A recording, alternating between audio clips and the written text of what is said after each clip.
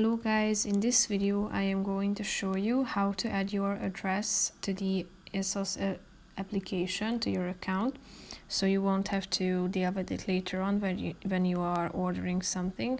But first I just want to mention, don't forget to subscribe to my channel, because at 10,000 subscribers I am going to show you my whole YouTube revenue statistics and growth strategy, how to make money online. So let's jump into it.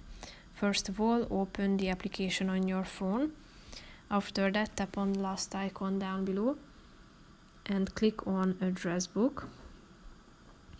Here you should add your contact details first, such as your first and last name, then your mobile number or your phone number. Then to the address details, you need to fill in these forms, such as selecting your country, adding your address, your town or city, your county and postcode number as well. Then if you are done with adding all this information, tap on the Save Address button down below and your address book will be added.